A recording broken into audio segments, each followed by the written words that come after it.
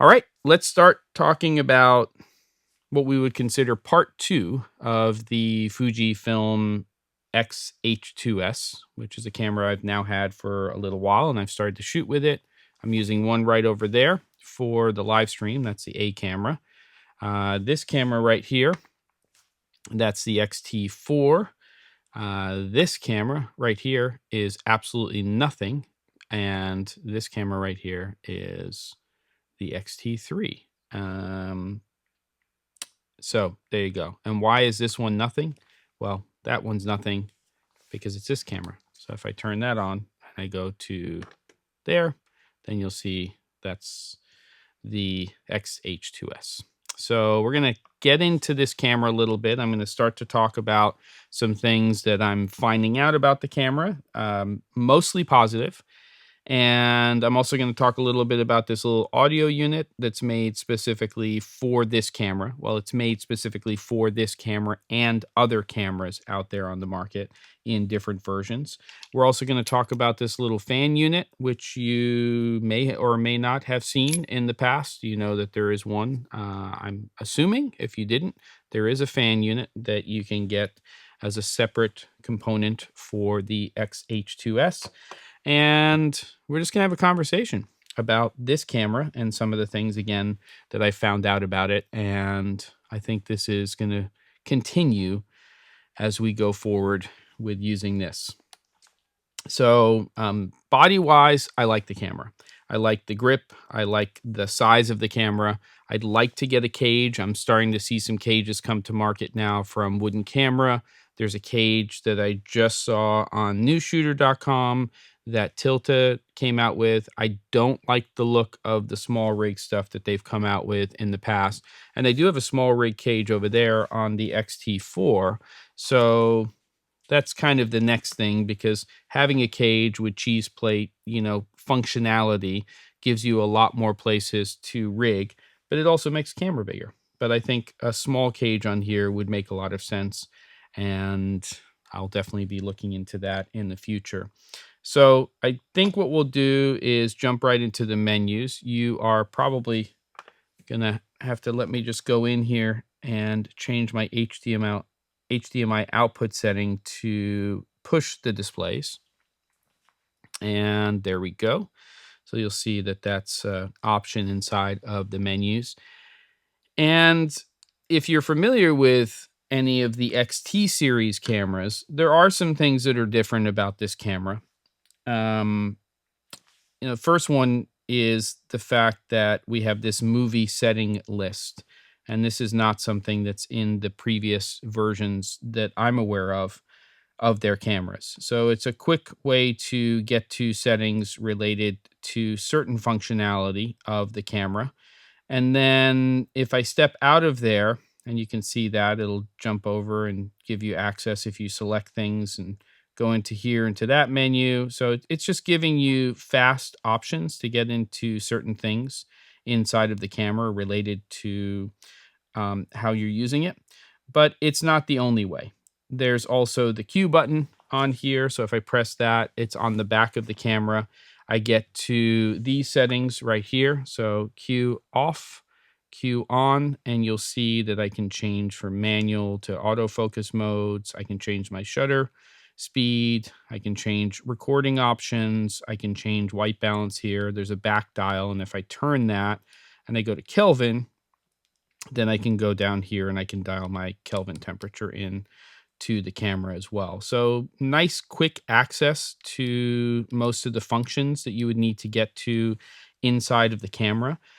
I will say, after using the X-T3 and X-T4 for a long time, I really miss that dedicated ISO dial right here on the left-hand side. I kind of like the dual dial functionality, but having this little display here with your options on the top of the camera is really nice.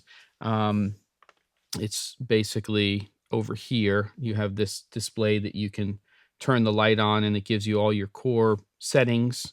So it's nice to have that functionality on the camera itself, and dedicated buttons here for ISO, white balance, and getting to the things that you need.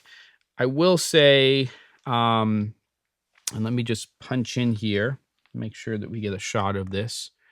I will say that this little joystick here is not my favorite. It's okay, but I prefer the sort of nubby kind of style that used to be over here on the XT4.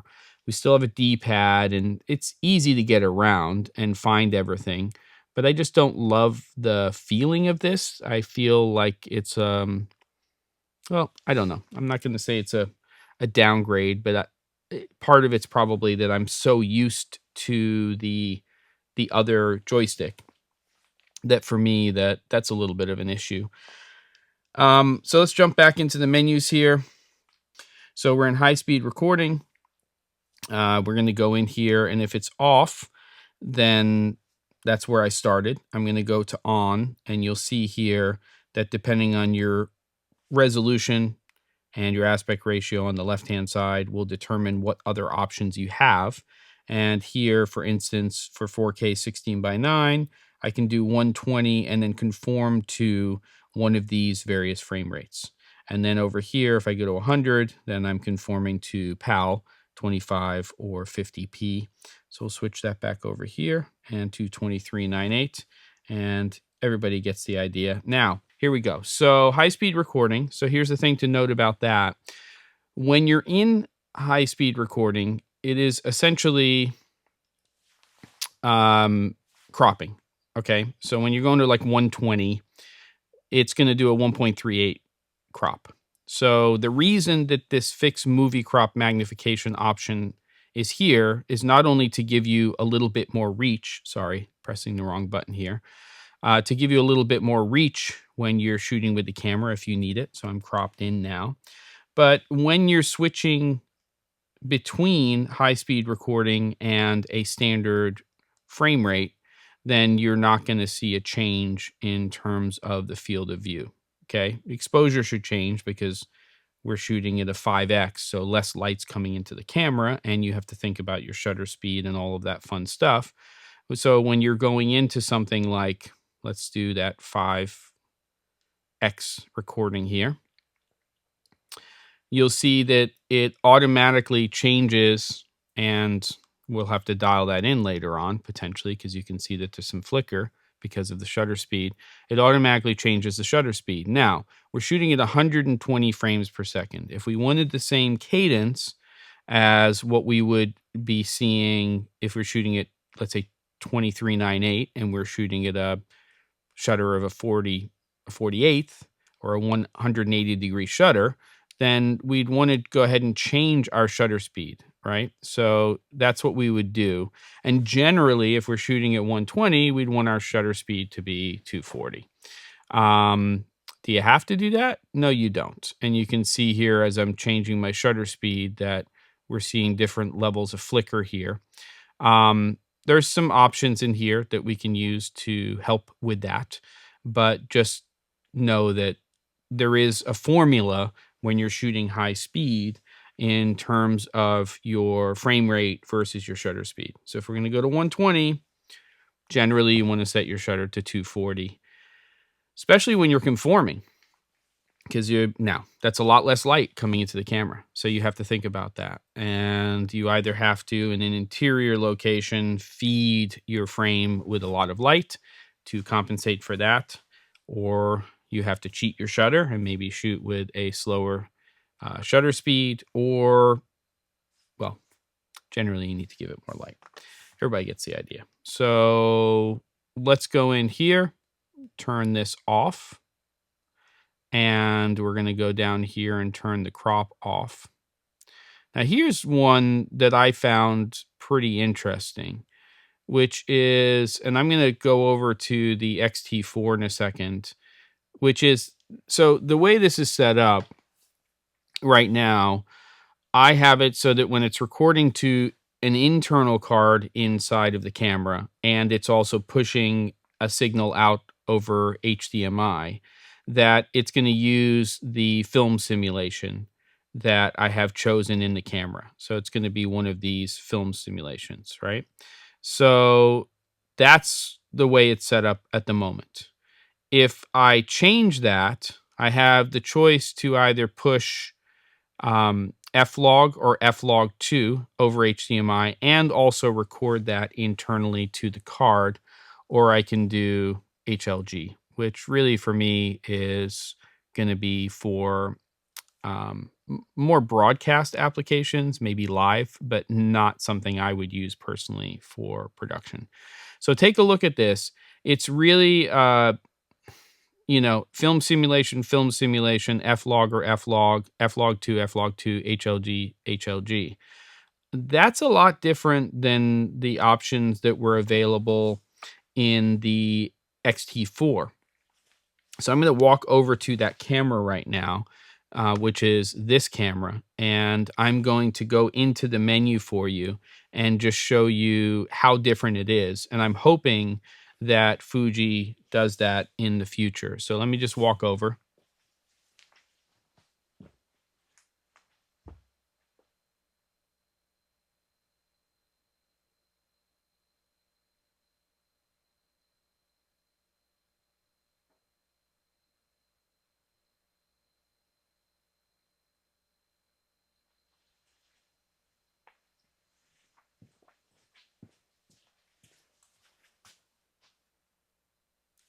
You're so patient, everybody. So here we are taking a look at the XT4 menu, and you'll see it's considerably different. Now, there's no F-Log2. That doesn't exist on that camera. That's new to the X-H2S.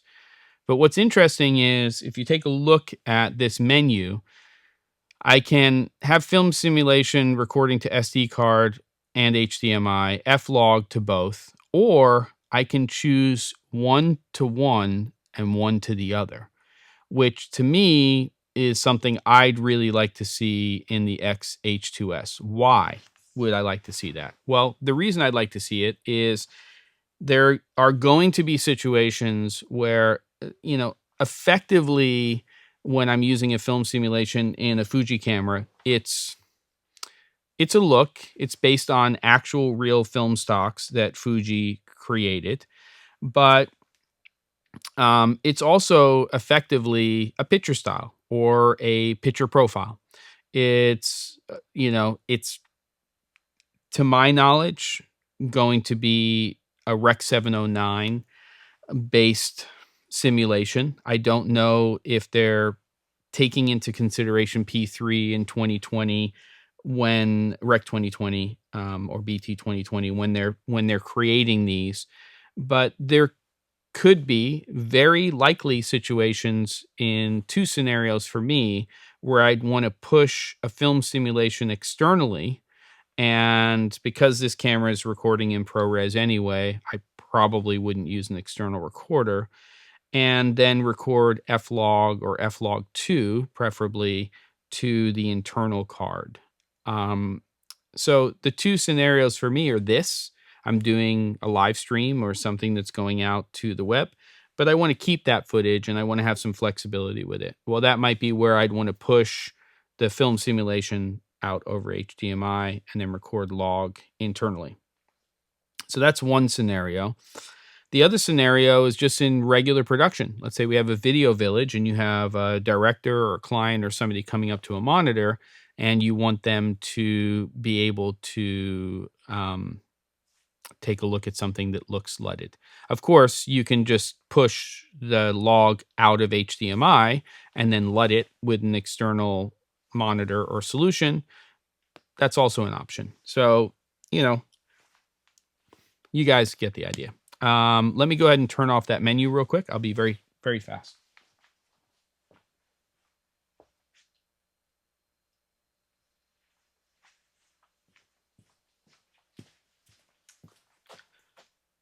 Relatively fast. Let's just make sure I've got that. Yep, we got it clean there on that. So let's just go back into the menu here.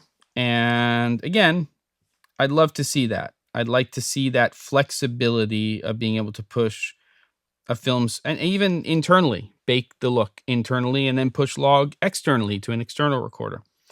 So give me some of those options. That would be pretty awesome.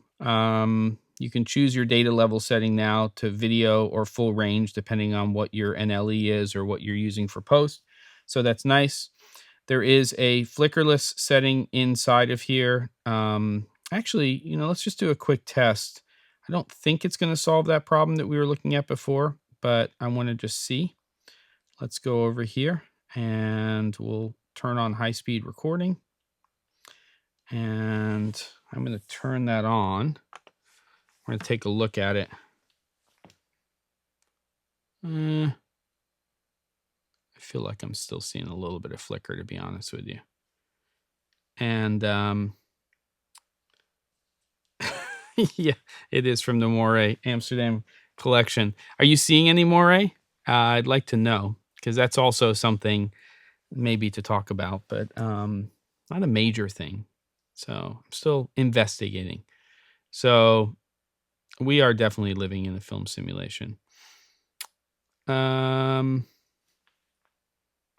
All right, let's get back to business here.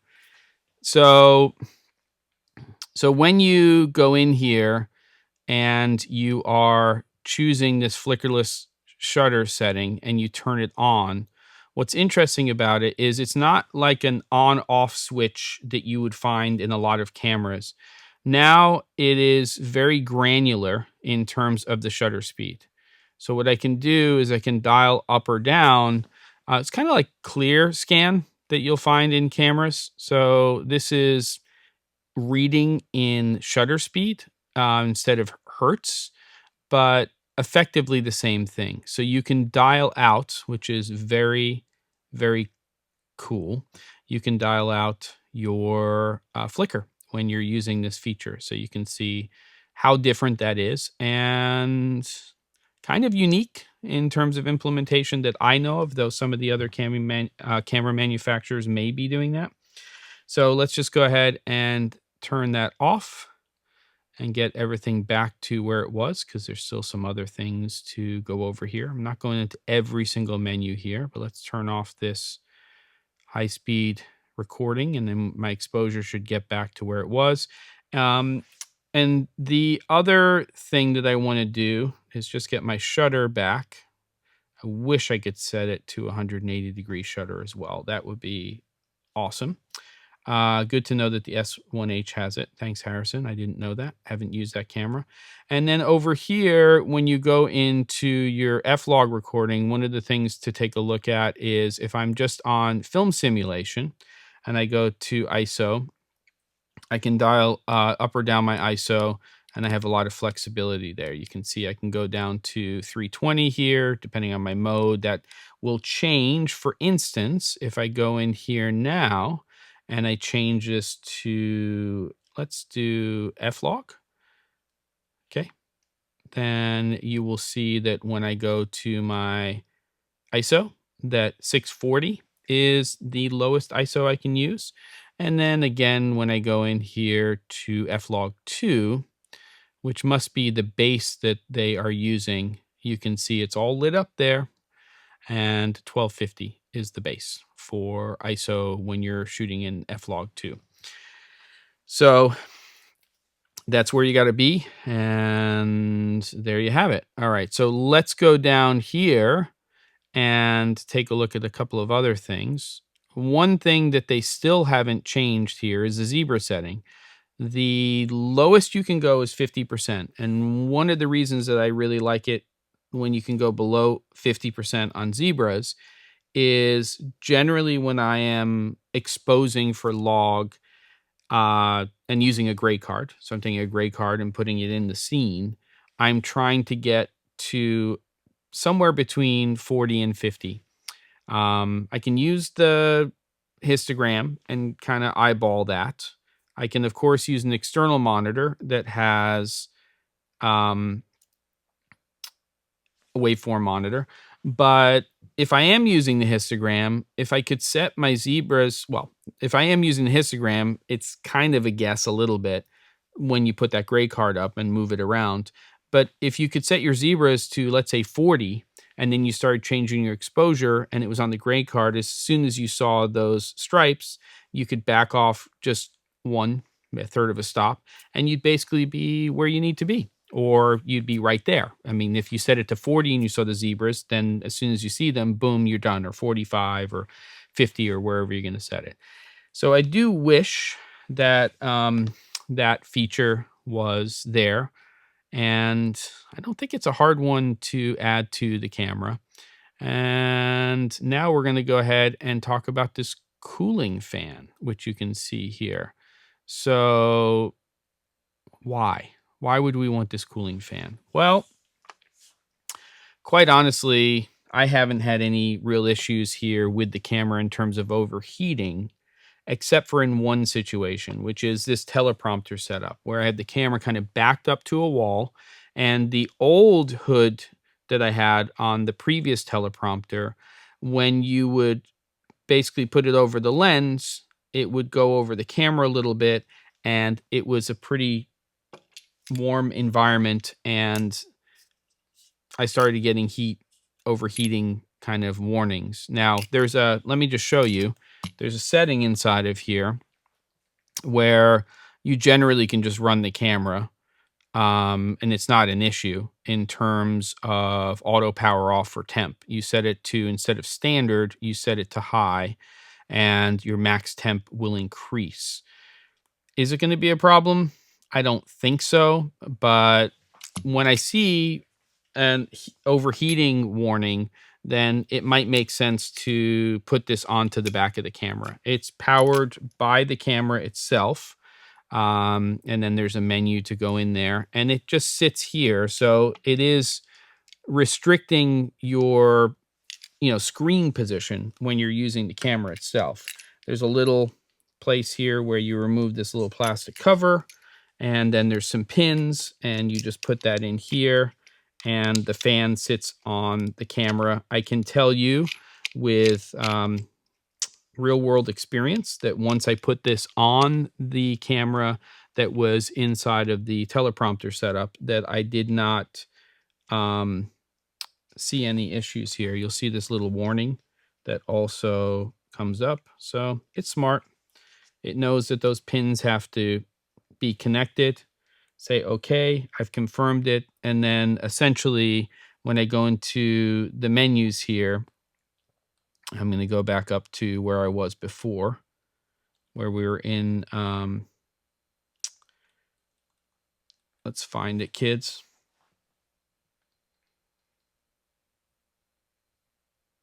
There it is, cooling fan. And then you have these different settings. You probably can't hear that because I have noise assist on. There you go. Some funny comments, but there you go.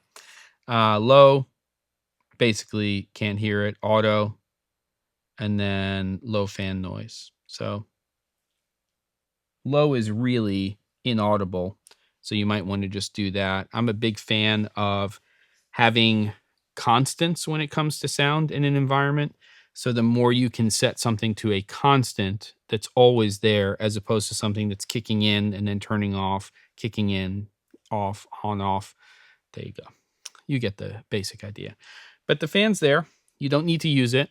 And I think in most shooting situations, it's not going to be a problem. But if you are in a very warm environment, or, in terms of geographically, then it would be a piece of kit that I would get for the camera.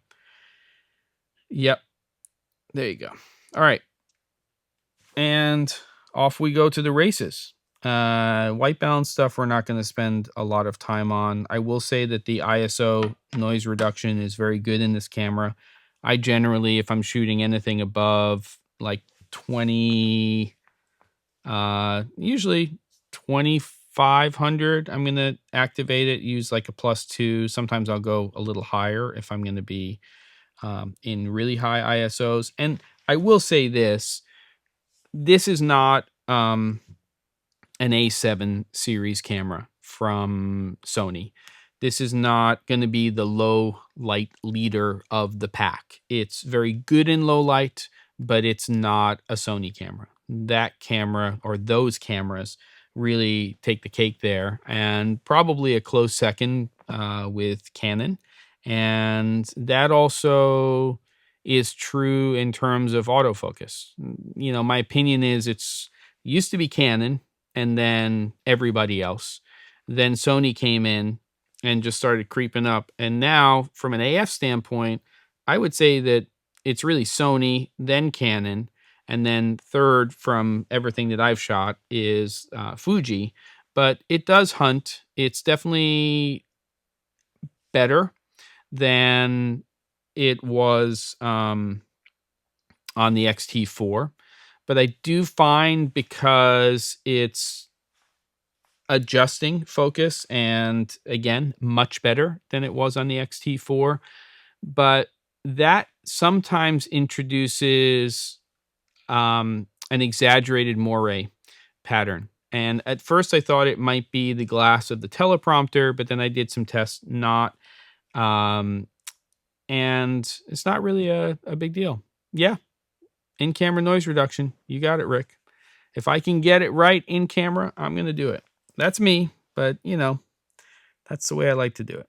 All right, so I'm just trying to think of if there's any other menus here that I want to go over here that are significant before I get into the actual audio side of things. And I will say here that I'm not a big fan of touchscreen on a camera like this. So I usually have most of that stuff off, but that's just me.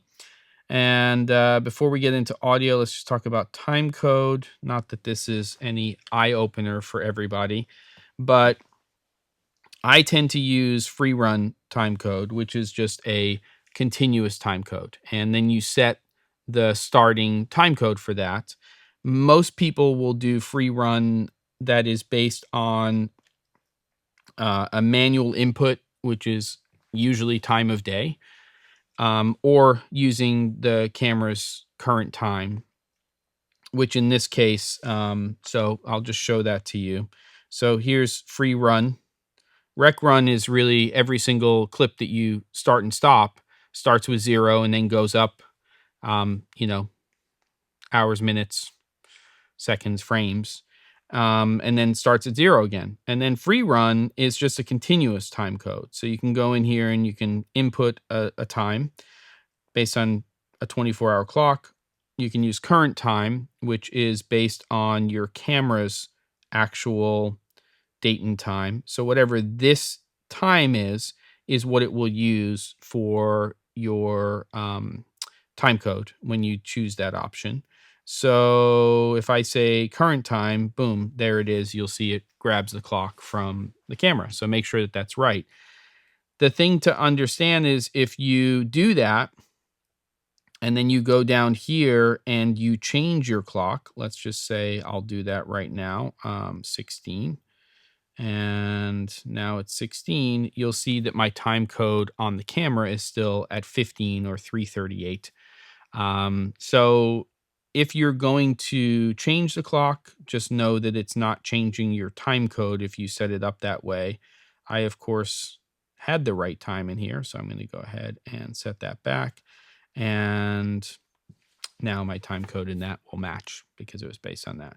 Now, you're probably going to get some drift over time. So my recommendation would be check your camera's clock. You know, these are pretty accurate nowadays in terms of time, and just set your time to your phone as long as it's on and you have GPS and all that fun stuff happening. And then set it, and you should be fine. And you can do that with multiple. Of course, you could essentially jam sync and use a tentacle or a deity when those are really in the market to push time code into these cameras too and match them. So it just depends on your workflow and how many cameras you're shooting with, so on and so forth.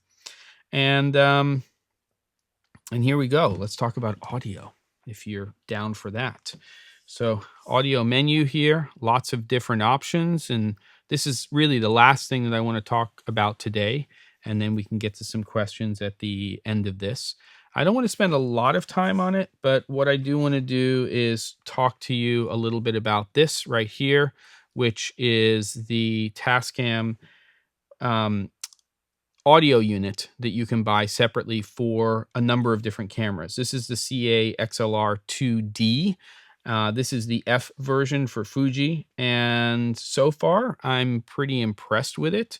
You can see here that it's relatively large. I think part of that might be that it is a 4-channel. So you've got 2 XLR inputs.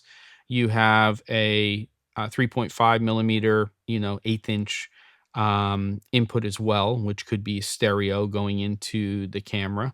And if we compare that, just for comparison, this is like a Sony one. This is only a 2-channel, but it is considerably smaller. It's hefty, it's got to have a little bit of weight to it. This one is relatively light, but I'm overall very impressed with the feature sets of this.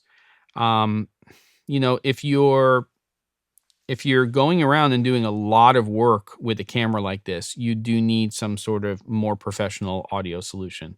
So right now I just have the wireless Go going into input 2 with a little adapter, and then into input 1 I just have this little NT55 going into XLR channel 1.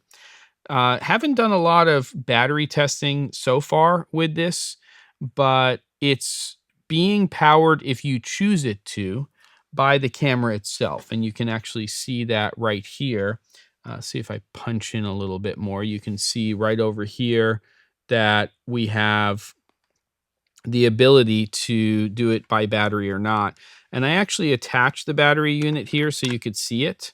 It's this little thing that runs off of a couple of AA batteries, and you can decide to do that, or there's a little cover that can just go back onto this unit and cover that up if you want to.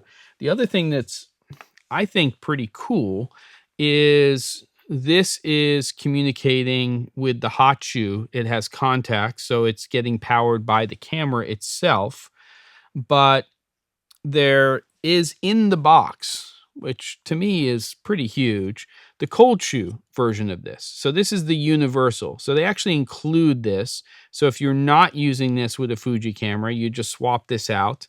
You'd obviously be battery powering it. So you'd be using this little battery powered unit along with the universal cold shoe mount.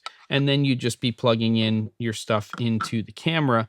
The difference is that the audio data is not being pushed into the camera now through the hot shoe. So also included is your little 3.5 to 3.5 millimeter cable, which will essentially come out of this and go into your camera system, right? So you go out of the back here and then you go into the camera. And then in terms of functionality, when we're talking about what's inside of here, we open up this little door and it's got all the stuff that you would expect to see. We've got, which channels you're inputting. I'm doing 1 and 2. If I do this 1 and 2 link option, that's really tying these together in terms of it's like in a car when you're changing the temperature. It's tying these dials and these options in together so that they work together. And you can see we've got line and mic in. We've got an attenuator where we can lower the amount that's coming into the camera there. We've got a low cut filter that we could do. I'd probably at least set that to like 80 on here. Though if you think you've got lower frequencies than that, you could do it. And then you also have your pots here, which I've set to unity, a limiter, auto versus manual. I'd almost always use manual. And then, of course, you have phantom power, depending on how you're doing it. So right now I have channel 1, which is this. This right here is set to phantom. And then the wireless Go is just set to normal mic in. So that's kind of how I have it set up. On the back of here, there's actually a volume. So you can monitor from the unit itself or through camera, and you can switch between the two. And, it's not rocket science here. It's an XLR adapter, but I think one of the things that we should do is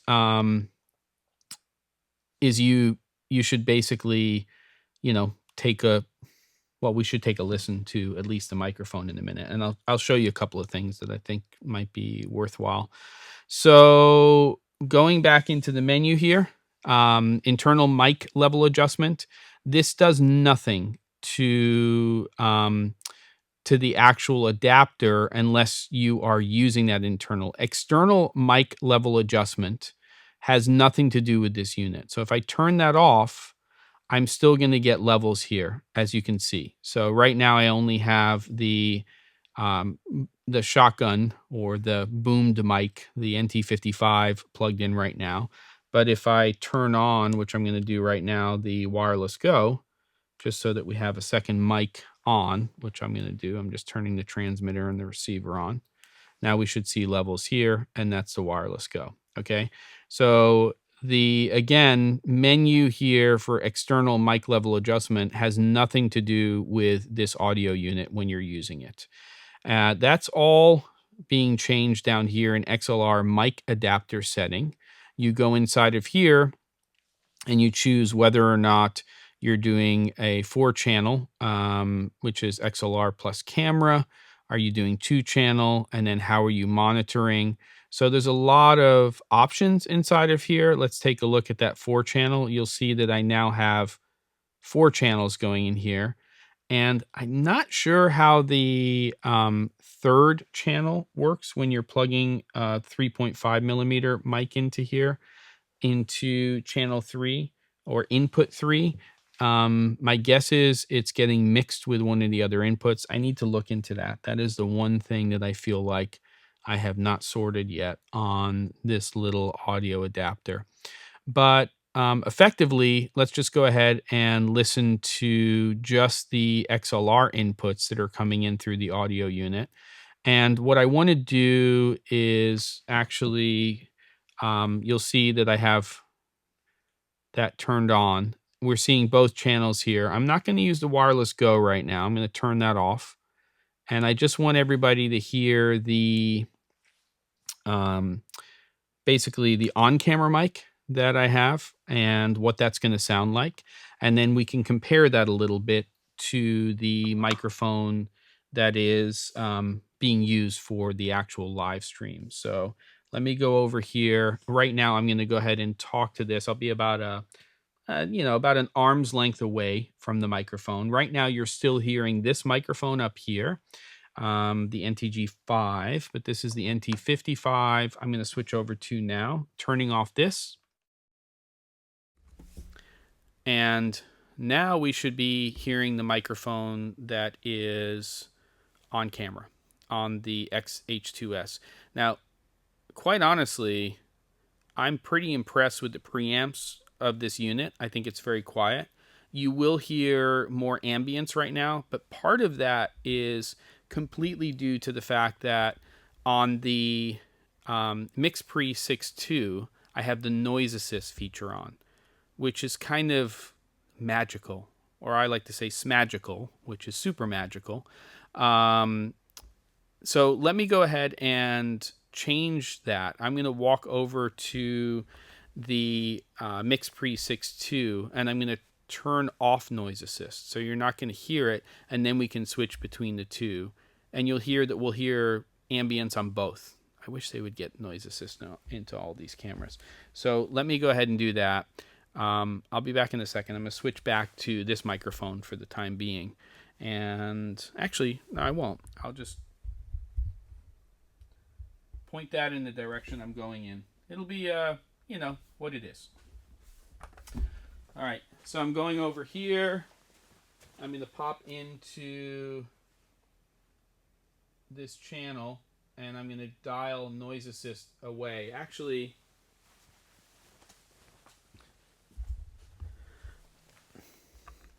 I am now going to go ahead and switch to this mic so you can hear the difference when I'm dialing noise assist out. Okay, so here we go, switching over.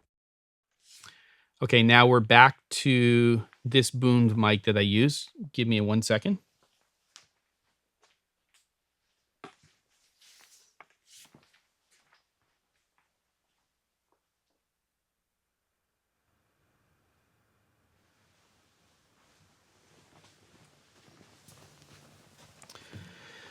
Okie dokie. That's noise assist now off on the MixPre 6.2. So you should hear more ambience. You should hear the room a little bit more. And let's switch between this and now the on-camera mic that I have. They're in slightly different positions, but you get the idea. Here we go. This is the live stream mic, and now switching over to the other mic. And now we're on the other mic. So you can hear that they are different mics. We are going through a different audio device, and the MixPre 6.2 is going to have very quiet preamps, but still very impressed with what I'm getting from this unit going directly to that. Pretty easy to clean that up in post-production, in my opinion. I'm going to go ahead and turn on noise assist again. I'm going to switch back to the main mic, and you'll hear that kind of dialing itself in where you'll, if you're listening closely, you'll hear the ambience change in the room, and then it's going to dial out exterior noise. So here we go.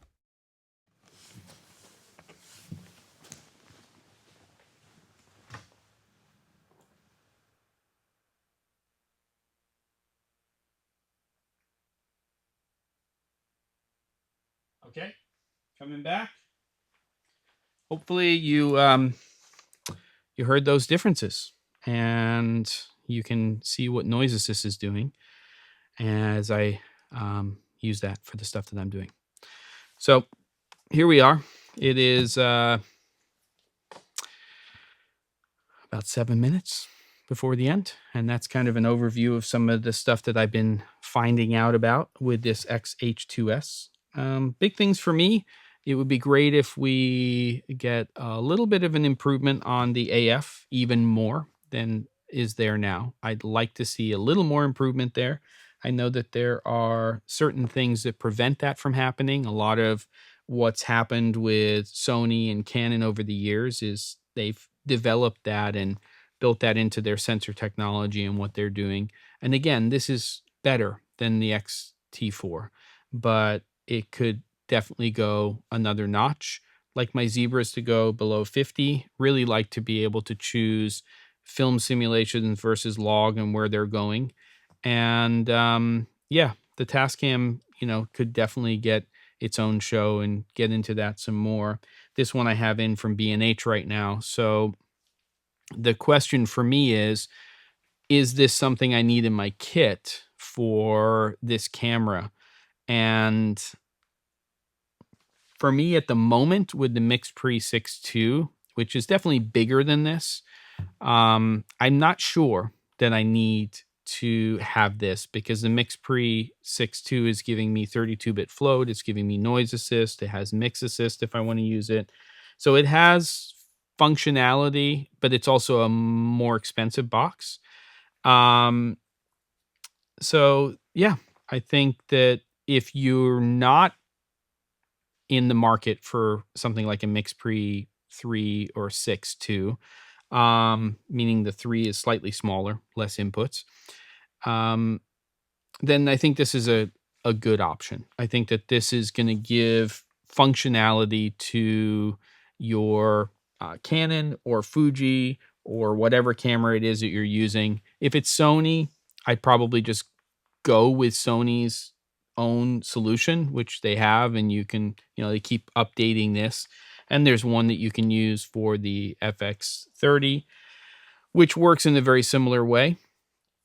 But if you're not using a Sony camera, then or a Panasonic camera, which also has its own solution, then I would say, Canon or Fuji, 100%. I would be thinking about this for a mirrorless camera if you're using this as essentially your A camera that you're going to be feeding audio into. And even if you are feeding audio in, recording audio separately, you're doing double system sound, for a production where you have a sound recordist or you're feeding, wireless hops or other mics into here, even if it's just for better quality reference as opposed to a scratch, then this is a good option for sure. That's what I got for you, kids. I'm heading off into work land again. I had a great time working on that doc last week. It was really great to be out on location with a group of people, and docs are always more interesting than real life. And, well, scratch that, reverse. Docs are real life and are always more interesting than the movies. Nonfiction is generally more interesting than fiction. Who knew? All right, kids. Till next time. See you next week. Cameron Flask. Take care.